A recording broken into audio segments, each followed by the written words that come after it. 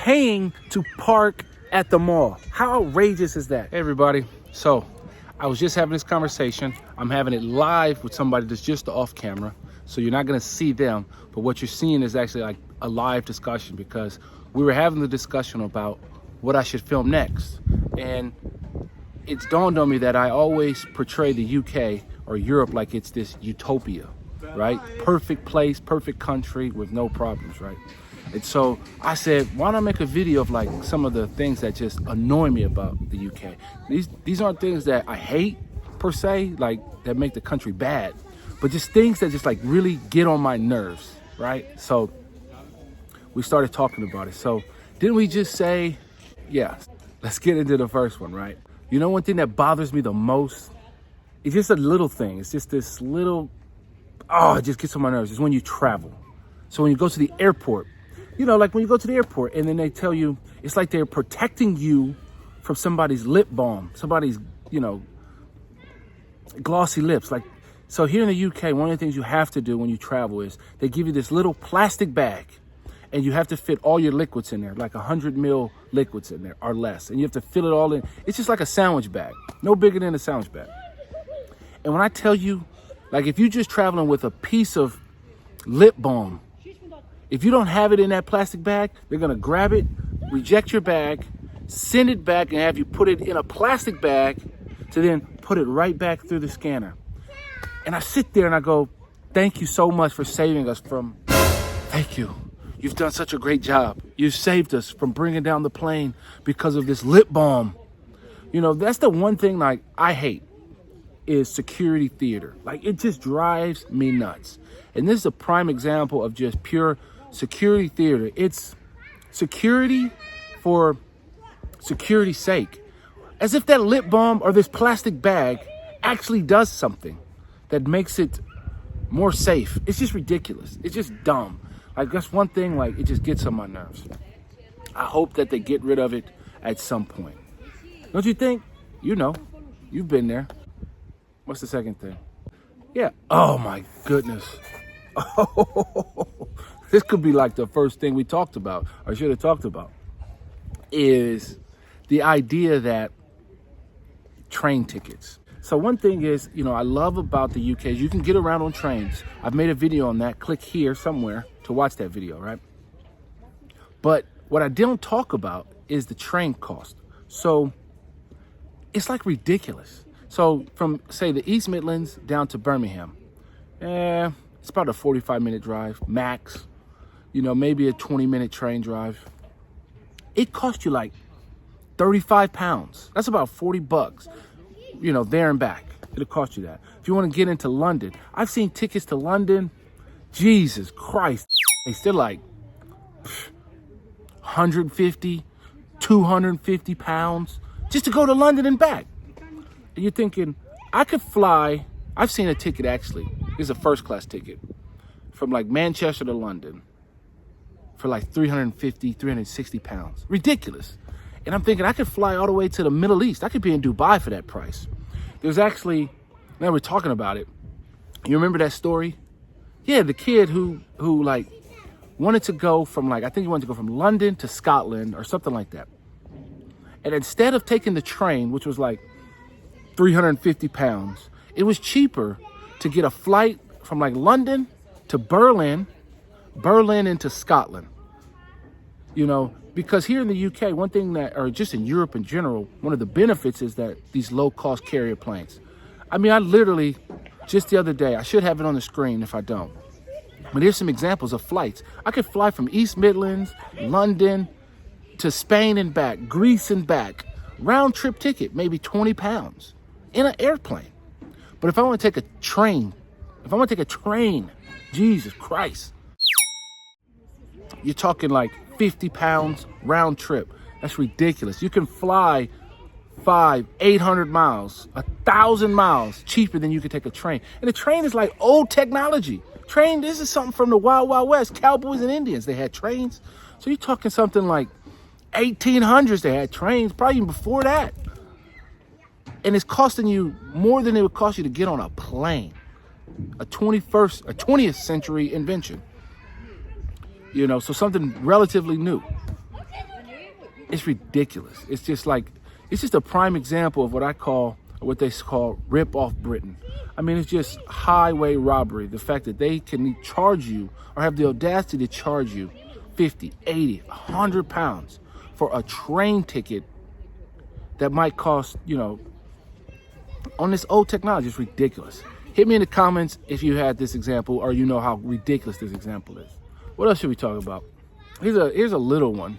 They don't make you do it anymore, but it used to make me do this. Another one about flying was you had to do these landing cards. You don't have to do it anymore, but this is a true story. So whenever I would fly into the UK, at this point in time, I had my indefinite leave to remain. And you remember, they'd give me this landing card, and it would say something like, where do you live? Where do you work? And I used to think to myself, again, this is security theater.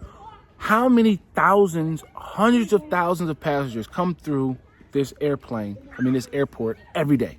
As if they're cataloging, saving these things, looking through them, scanning them, keeping a record. What does it matter where I live at?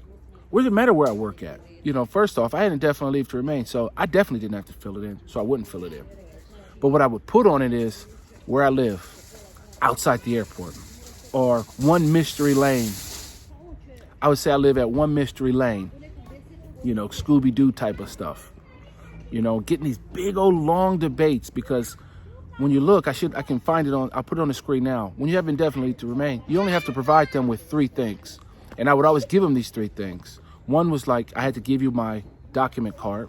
I had to give you, if I had any medical reasons why I shouldn't be allowed in.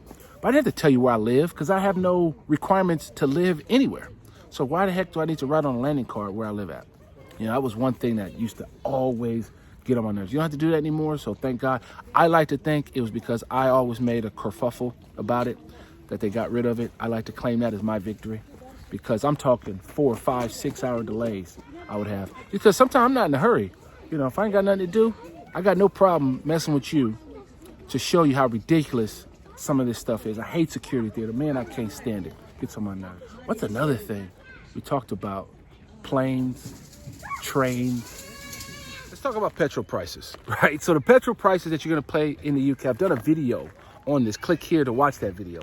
But again, it's one of those things that bothers me because it's highway robbery. It's literal highway robbery on the motorway, in the sense that fuel costs £1.30, somewhere like that.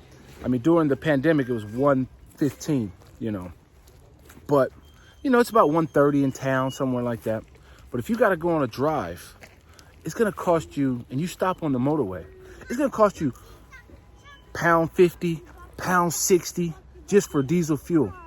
And if you break that down into what it costs per gallon, when I compared, because I was having a conversation with my dad, and you break it down to dollars per gallon. My dad's complaining, it's costing me $4.25 a gallon. Well, I'm like, if you do the conversion, you're talking about upwards of $7 a gallon is what it costs to fill up a car on the highway.